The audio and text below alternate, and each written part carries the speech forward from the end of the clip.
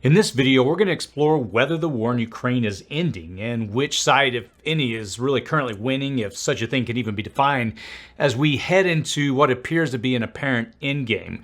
We're also going to look at the latest developments in the Middle East to help understand how the events will impact us here. I'm also going to tell you what I know about corn sweat and the sausage index. Yes, you heard me correctly, as I delve into the current threat to our food supply and the fragile economy. Plus, stick around until the end, and I'll update you on the property that I just recently purchased. We're also going to do another great giveaway in this video, so stick around to find out how you can enter into that. So let's go ahead and jump in.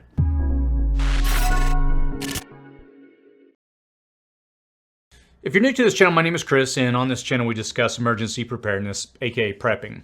Every so often, typically about every 2 weeks, we try to break down the global threats as we see them and the potential impact, even if you're far away from the conflict zone, to really help you make informed decisions about how you're going to prepare wherever you are. So let's go ahead and jump into that. But before we do, I do want to let you know that we are going to be reopening the City Prepping community this coming Monday, September the 2nd. And if you want to get alerts before we open it back up and to get early access at a discounted rate, all you have to do is simply go to cityprepping.com/join. Again, that's cityprepping.com/join. And I'll post a link in the description and comment section below to that. So let's go ahead and jump in. Russia. So we've been covering the story with everything happening in Russia and Ukraine for, about 2.5 years now. And I think it's a good opportunity to try to take a moment and zoom out on the situation and try to get a gauge of where this is heading. The stalemate has been broken, and I think it's becoming clear that Ukraine is moving into an increasingly stronger position, even as it potentially loses more territory and potentially vital transportation supply lines in Pavlograd the Russians can use to further their attacks and supply their military in the Donetsk region. Now, in the last month, Ukraine has crossed Putin's final red line, his border, and encountered largely leaderless young soldiers who were more willing to surrender than to fight. The Belarusian president, Lukashenko, is allegedly responding at Putin's request by building up troops on its border with Ukraine near Chernobyl. But is he? Reports now suggest that whatever tanks are in the area have been spray painted with a large B to designate that they are from Belarus in combat. Now, I can't imagine at this stage of the conflict we're talking about a lot of T-72 tanks, nor how effective they can be against a Ukrainian drone army, especially since the pictures lack the makeshift drone protection systems affixed on top. Now, initially, one of the Belarusian generals denied any troop movement on the border. Then we learned that these were largely redeployed Wagner forces from Africa. And Putin's world disruption campaign is not faring well in Africa, so that would make sense. In June, Wagner forces suffered heavy losses in Africa, so Putin's ability to control the Central African areas in the future may be in jeopardy. And at the same time, Ukraine has been hitting Russia hard with its cross-border incursions, the frightening long-range reach of their attacks, and their strikes on Russia's oil refineries and ammo depots. And all of this combined has put Putin on his back heel. Now, Putin has gone to Chechnya to try and secure more troops and small arms. Kim Jong-un has begun overseas tests of suicide drones that are assuredly meant for the Russian arms supply. And we also haven't seen Iran's retaliatory attack on Israel. And one of the reasons may be that they're having trouble supplying all their proxy armies and Russia with missiles and Shahed suicide drones, one of which just accidentally crash landed in Poland. And we know China has supplied weaponry to Russia that has been used in the Ukraine conflict, but Modi from India just met with Zelensky, so maybe the whole BRICS alliance is going to go all in on supplying Russia. And I wouldn't be surprised, though, if you told me some confused North Korean soldiers were surrendering in Kirks. It's really gotten that crazy at this point. But one thing is for sure, the war is pretty kinetic right now. The question needs to be, and this is an important thing that we have to consider, what will a desperate Putin do next to show he's still in control of the conflict in his country? Now, in addition to military campaign against Russia, Ukraine has issued stern warnings to Belarus about the consequences of any aggressive actions under Moscow's influence. And the Ukrainian Foreign Ministry has clarified that any boundary violation will be met with self-defense measures, including targeting troop concentrations in military facilities in Belarus. Now, Ukrainian President Zelensky has emphasized the need to create as many problems as possible for Russia on its territory, highlighting recent attacks on a fuel ferry in Crimea, a refinery in Rostov, and the ammunition depot in Russia. And Ukraine has also attacked almost 1,000 miles into Russian territory, perhaps as a demonstration that Moscow is within reach. And meanwhile, Russia's vulnerabilities have been further exposed by a significant defeat in northern Mali, where 80 Wagner Group fighters were killed by Tuareg rebels, underscoring the challenges that Moscow faces both in Ukraine and abroad. Now, Putin continues to throw soldiers into what is being called a meat grinder in eastern Ukraine. But for how long is that sustainable? When we zoom out on this, it's really unsustainable at any level, and it's increasingly putting, again, Putin on his back heels and not in the strongest position at the moment. Let's pull back and see where we're at with this. We really, how should I put it? We have to recognize the gravitas of the moment. The conflict has been dragging on for so long that it has almost become background noise in our daily lives. There's always this red line that gets crossed, then another red line that gets crossed. And the ultimate red line, the red border of Russia, has been breached. And at least for today, Russia hasn't had a response and is not issuing too many threats. It's concerning that the threats are disappearing. We've watched Russia threaten nuclear annihilation time and time again when the supposed red lines were crossed. But now that Ukraine has pushed into Russia, we're not hearing those same threats anymore. Is this the calm before the storm, or is Russia running out of options? Here's the thing. Desperate men are driven to desperate measures. So I would watch very closely for Putin to try and deflect attention elsewhere in the world, maybe Poland, the Slovakia Gap, or even, as some have suggested, by attempting to disrupt GPS and internet by severing underwater sea cables. And I don't think a nuclear option or radioactive leak is entirely out of the question, but I still don't see this as something that Putin will want to go to. His forces are already weak, and a radioactive anything would force NATO, which has lost trillions of dollars worth of equipment and up to 1,600 troops a day for the last 3 years, like Russia has, into the conflict. Now, that being said, an attack on GPS and internet connections, perhaps coinciding with the same attacks in space and cyber attack, are all very real options Putin may be considering right now to take some attention off of his southern border. Now, as for Ukraine, they aren't exactly close to wrapping this up either. They're still losing land to Russian advances in the east. They still have the same threat of Belarus doing Russia's bidding on their northern border, and they have to continue to be concerned about spreading themselves too thin in the Kursk region of Russia. Now, one thing is working in their favor, and that's their continued assault miles and miles deep into Russia, degrading their refineries, weapons, and military resupply and operations. Now, at the same time, this has also served Ukraine from a tactical position and a massive boost in their morale, which can do wonders for troops when they're the underdog. And that's only going to get worse and worse for Putin, but will it lead to a change in Russia or succession of the conflict? I don't think so, but what do you think? Let me know what your thoughts are in the comments section below. Thanks to Jackery for sponsoring this YouTube ad-free video. As our nation's power grid continues to experience issues, backup power is becoming easier to integrate for anyone. Jackery's 2000 Plus can output 3000 watts continuously, and when tied together with another 2000 Plus model, you can actually get 6000 watts at 240 volts. Now, while some whole home backup power options require extensive and costly integrations, the Jackery 2000 Plus units can be plugged into a transfer switch, allowing you to power many of your home's critical appliances, such as lights, refrigerators, electric stove, and other items that you'd want to have if the grid were to go down. And additionally, you can easily add on batteries whenever you want to expand the storage capacity up to 24 kilowatt hours. You can charge these units from 0 to 80% in 100 minutes from an AC source, and the batteries can handle 4,000 charge cycles or 10 years of daily use and possess a UPS functionality switching over in under 20 milliseconds, can be controlled remotely via their app, and has a 5-year warranty. If you want to check out this unit, I'll post a link in the description and comments section below. Middle East. Will Iran retaliate against Israel? Have they already? Here too, we have a lot of threats, but fortunately, they're not coming to fruition, and again, that's some good news for once. Now, allegedly, Iran may be starting its nuclear weapons program back up, but that's going to still take some time. They have supplied and been attacking through their proxy armies surrounding Israel, but that hasn't been very coordinated. The fact is that when the Houthis, Hamas, or Hezbollah want to launch a significant strike with missiles against Israel, they have to first acquire the missiles from Iran or bring them out of storage. They then have to stage them and get them ready to fire. With Israeli, U.S., and allied assets in the area, many missiles are being taken out before they're even launched.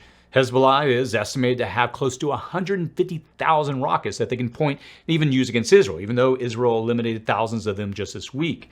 Now, also, an environmental disaster is unfolding in the Red Sea after Iranian-backed Houthis attacked and set an oil tanker ablaze. And the Houthis claim the attack was in response to the situation in Gaza, but many of the targeted ships have little to do with the conflict, including vessels bound for Iran. And the Houthis used gunboats to attack a vessel a week ago, seize control, and then set the oil on fire through explosives.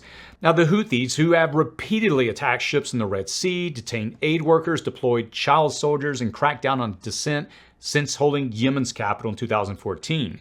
And the rebels maintain that they target ships linked to Israel, the US or the UK, to force an end to Israel's campaign against Hamas in Gaza.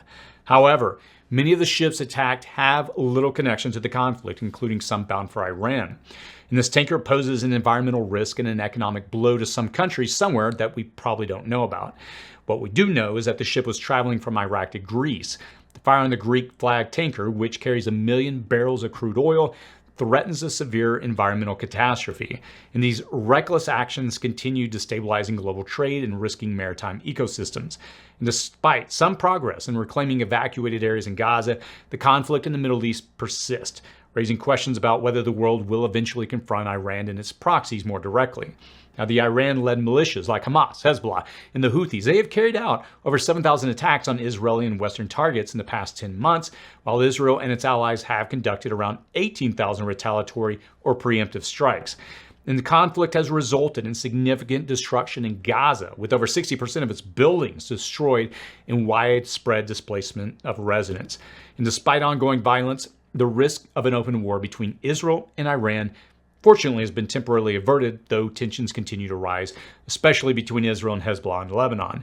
While it does look like a significant attack from Iran on Israel has been delayed for now, and there is some headway in allowing previously evacuated areas to be reclaimed in Gaza, the conflict in the Middle East will continue to drag on into the future. So what do you think? Are we any closer to peace in the Middle East, or will the world finally take a stand against these Iran-backed proxy armies and Iran itself? Let me know your thoughts in the comments section below. Giveaway. This week's winner is going to receive a 5-in-1 water filter straw auxiliary pump and a live straw. It's a double giveaway this week. All you have to do to participate in the giveaway is just simply comment on the video, give it a thumbs up, and complete the giveaway form linked in the description section below. Now, this information is only accessible by our team here at City Prepping. And what we do is we use a random selection tool. We'll choose a winner from the comments and reach out via the email that you provide in the submitted form. So congrats to our last giveaway winner of the Refuge Bleeding Prevention Kit, Shelly Ragusa. We're going to get that sent right away to you. Food. The new term to know this heat season is not wet bowl, but rather corn sweat. This occurs when crops like corn and soybeans release moisture into the air as temperatures rise, a process known as evapotranspiration, similar to how humans sweat. Now, this added moisture can raise humidity levels by 5 to 10%, making the air feel even hotter and contributing to the oppressive heat experienced in regions with dense crop growth. Think about that for a second. The crops that we grow are raising the humidity levels up to 10%, hundreds of miles from where they are grown. And the impact varies based on crop type, growth stage, and weather conditions, but the overall effect highlights just how interconnected we are with our agricultural systems. So the question is, why is this important? As we've been covering this issue here on the channel for a while now, food production really faces threats due to these extreme weather events. The moisture released by plants during heat stress increases humidity and threatens harvest yields if that moisture is not replenished. Weather, the most significant determinant of agricultural bounty, continues to push extremes. This one's a really bizarre story that we found, but a heat index of 180 degrees Fahrenheit and a dew point of 97 degrees Fahrenheit were recorded in southern Iran. This would be the highest heat index and dew point ever recorded on Earth if these readings are confirmed. So think about that for a moment. Around the world, we're seeing more challenging weather-induced crop instabilities. The Azores are looking at a 70% crop failure due to drought. Hawaii continues in its own drought, and it's not just islands that are being impacted by weather patterns. China is experiencing simultaneous droughts and floods. A potential rare La Nina in the Atlantic alongside the expected Pacific La Nina could further exacerbate these challenges. And these extreme oscillations, they're going to continue. Remember that our current global ocean sea surface temperatures are well beyond the line of anything recorded for the last 40 years. And what that should mean to us as preppers is that our food supply will continue to be challenged. We're already seeing several countries farming here in the United States to ship all their harvest back to their country where the growing conditions are more difficult, if not impossible, because of extreme weather. And that's going to be the topic of a coming video, so I'm not going to dive into it too deeply here, but we will here pretty soon. I'll let you know that we're also going to be bringing on a guest speaker here on the channel soon, Dr. Emily from the YouTube channel American Resilience. She's a PhD scientist who works with farmers in Iowa and abroad to help them understand how to protect their crops during these times of extreme heat. Suffice it to say that our global food production and therefore our food supply is teetering on the edge now and into the foreseeable future. And look, there's only so much that farmers can do to pivot to hardier varieties or even consider entirely different crops. Some are even experimenting with entirely new crops and abandoning traditionally grown crops. And according to many experts, corn production will be pushed above the 40th parallel in the next few decades. And they're now growing 60,000 plus olive trees in Georgia, which is not exactly known for its Mediterranean climate. This is a reality, though, because European olive production will continue to suffer from extreme weather. They're harvesting olives east of the Mississippi for the first time since the 1800s. And if you take any advice from this channel, it should be to address this food concern. I would encourage you to ensure that you have a 3-week food supply to make it through price spikes or shortages, 3 weeks at a minimum. And make sure that you're turning to more local sources for your food. Make sure that you're learning to cook and preserve your food and that you're learning to grow at least something of what you eat. And this is a way forward, and you're going to see a lot more of that on this channel because we believe that you have to take up the reins here on your food supply. So subscribe to this channel if you haven't already to learn more about that. Economy. Here's another term that you might soon hear more about, the sausage index. The Dallas Fed is warning about the sale of sausages as a red flag of inflation and a signal that inflation-weary consumers are grappling with higher prices. Now, they say an increase in sausage demand suggests that consumers are beginning to opt for cheaper food options as they cope with higher prices and inflation. According to the Dallas Federal Reserve survey, modest growth in the dinner sausage category indicates that shoppers are trading down from higher priced proteins like steak or chicken to stretch their food budgets. And this shift reflects broader economic concerns, with corporate executives noting that consumers, especially those in lower income brackets, are starting to cut back on spending. Additionally, food manufacturers are expressing worries about the economic outlook, with some preparing for a potential recession. And look, there have always been odd indicators and quirky warning signs of economic troubles ahead, such as the Big Mac and lipstick indexes. Economists have also noted that declining men's underwear sales, grittier Marine Corps ads, and a rise in unclaimed corpses in morgues could signal financial strain. But however, the emergence of these unconventional indicators might reflect analysis desperation, especially as more traditional red flags like the Sahm rule, inverted yield curves, and GDP declines have suggested a recession that is yet to occur. And look, I don't want to pore over the odd indicators or the traditional red flags that tell us what you and I already know. If we're not in a technical recession now, and for many they already are, we will be in the future. And I think it's a guarantee at this point. It's almost necessary for the economy to function properly. But I don't think we're looking at a total economic collapse, but you may disagree. But there's no denying that we will face an economic downturn again. For many, that's already a reality. Your best defense against that is to prep your finances. Regularly use your food that you prepared, your supply that you've put aside, and replenish it where you can. So look, whether wet bulbs, heat domes, corn sweat, or sausage indexes, you should be preparing. I always say that the best time to prepare was yesterday, and the next best time is today. The time to plan for an uncertain future is right now. So I hope you'll consider joining our city prepping community that we're going to be reopening for a limited time on this coming Monday, September the 2nd. Again, you can use the link in the comments and description section below where you'll get an email here over the weekend where we'll open up the doors at a discounted price. We're also going to be launching in the beginning of September our 3 weeks of preparedness course. And on that following Monday, the 9th, we'll release this course. So this is going to be a great opportunity if you've ever really want to get serious and sit down and begin to map out how do I prepare starting out in 3 weeks. It's an excellent starting point. On my end, I released a video. Today I'm filming this video on Thursday, August the 29th. I released a video this morning. You'll get this video tomorrow on the 30th. If you haven't already, I would encourage you to go and check out the video. I did a walkthrough of the new property. And again, I'll post a link to it down below. And so the reason I picked up property, and I've been wanting to do this for years, and it finally, fortunately, was realized, is the goal is to pivot this channel hard in the coming months to really focus on teaching practical, hands-on self-sufficiency videos to really give you as much information as possible to help you prepare for the uncertain future ahead.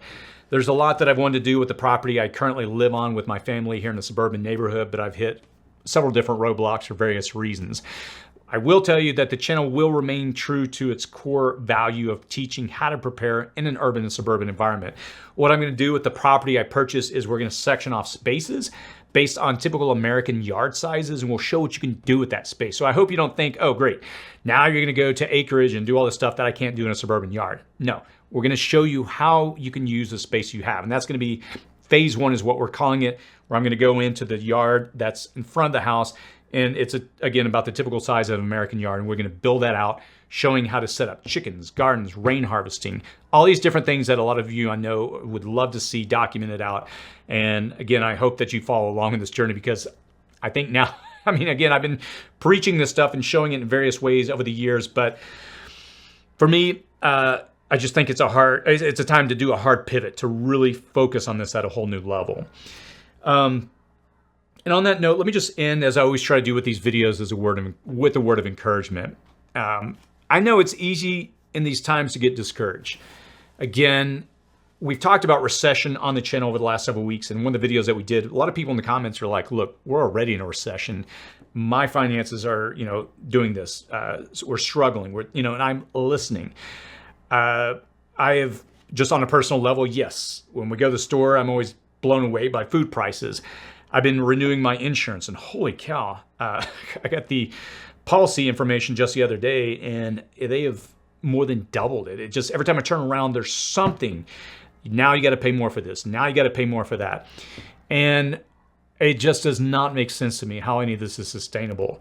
There's mornings where I wake up, and it's so frustrating to see the events playing out in the world. I'll be honest with you. I typically wake up, first 5 minutes, just scroll through, make sure nothing crazy has happened, and just try to move on with my day. And that's probably not the best way to start the day, but I'll just be honest with you. That's what I do. And it's hard to find the source of good news at times. But one of the things I find consolation is being a prepper. I love this community because we're a different breed. We just don't take it lying down. We choose to get up and fight. Let me share a quote with you that has really, it's encouraged me a lot here lately. It's from Nelson Mandela, and he said, "There is no passion to be found playing small and settling for life that is less than the one that you are capable of living." I bring that up because, I think I'm going to get that put on a poster and put up in my main office at my new property, because to me, it says that, look, it's easy to, at least the way I interpret it and the way it's communicating to me, is that it's easy to just play it safe, play it small, and just hope for the best. And I know there are times when I get discouraged, I get frustrated, and it's easier to just say, hey, I'll hold on and maybe things will get better. But at the end of the day, I think we all know that it's this time in our lives with the things that are happening in the world that we're going to have to dig a little deeper in these coming years. I was fortunate to be raised in a family that valued hard work. My grandparents, they dealt with challenges, and they taught us how to work hard. And they pass that down to my parents and to me as well. My siblings, they are very much geared the same. They're very hard-driven people. My dad, still alive, and he really modeled that for me. He was the hardest worker I know. He'll be 77 here soon. And I swear, every time I go to see him, he works harder than I can most days. He's out digging ditches. He's up and doing it. And I'll never forget that example that was set for me. And I'm glad that I had that, because I believe, and as probably many of you watching this, that we already are in hard times. And at this rate, things are going to continue to get more difficult. But the thing that gives me hope is that we have time to prepare. And I want to encourage you not to lose hope in this season. It is so easy, again, to look at everything playing out. Again, when I turn on the news, what's the old joke that I always hear when they start off the news and they say good evening? That's the last good thing they say. I always remember that. Because again, we're just living this bizarre timeline. And it's, yeah, I don't encourage you if you're trying to protect your mental health to spend time watching the news. I'll do it here for you, try to distill down what you should know if you enjoy the information here. But it can be frustrating. And so I find solace in putting my hands to work and to be about the business of preparing. And again, that's why I'm so excited to get this property, because what we're going to do over the next 6 months is build that out to show, taking it from ground, just from a piece of dirt, and building it up. My hope is that we can follow and lead, or rather we can give you an example that you can follow. I'll finish by saying this. There's an old phrase I often think about, that it's more is caught than taught. And what do I mean by that? I love to teach, but I realize at the end of the day, I've got to model this on the channel. I've been in this office for the last 4 years, and it feels like a prison now. And I'm so glad that I can break out and begin to do what I want there at the property. And I'm excited to take you on the journey. If you have any thoughts or any feedback, feel free to post that below. And as always, stay safe out there.